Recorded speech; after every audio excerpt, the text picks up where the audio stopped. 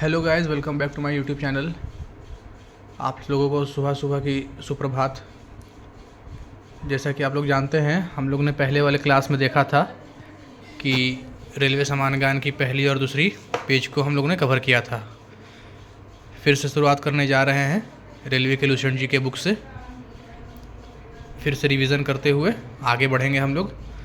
उसके लिए मेरे चैनल पर लगातार बने रहिए। वीडियो लेट आने के लिए आपसे क्षमा मांगते हैं, लेकिन अब वीडियो जो है रोज़ डलेगी और आप लोग भी कृपया करके उस पर सपोर्ट बनाए रखिए, सब्सक्राइब करते रहिए। सब्सक्राइब आप लोग जल्द से जल्द ज़्यादा से ज़्यादा करें तो कम से कम इस भाई को भी थोड़ा सपोर्ट मिले। ये आप लोग के लिए लगातार वीडियो बनाते रहें। चलिए शुरू करते हैं।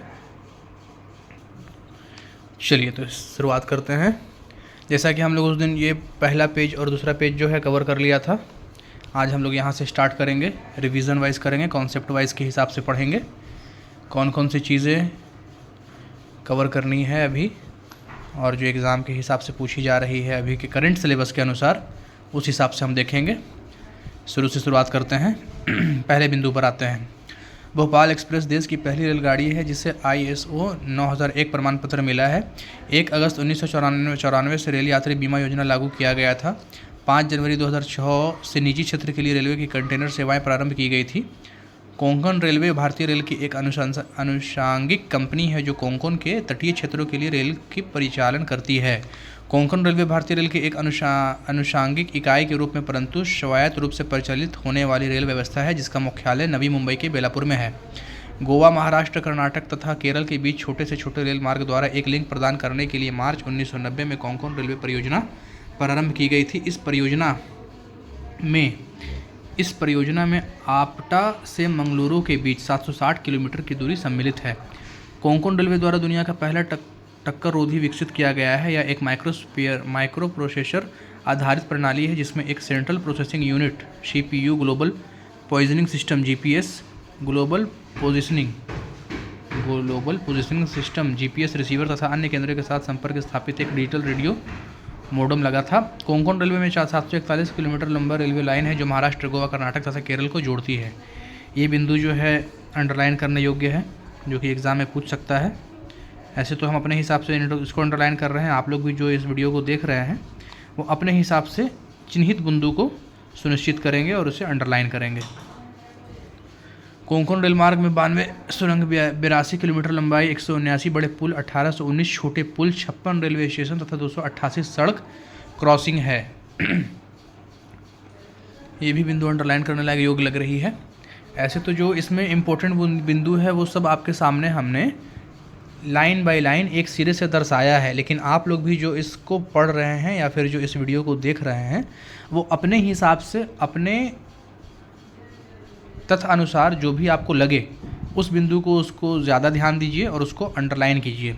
जैसा कि हमने अभी ये लाइन पढ़ा, कोंकण रेल मार्ग में 92 सुरंग, कोंकण रेल मार्ग में 92 सुरंग, 82 किलोमीटर की लंबाई है और 179 बड़े पुल हैं, 1819 छोटे पुल हैं और 56 रेलवे स्टेशन तथा 288 सड़क क्रॉसिंग है।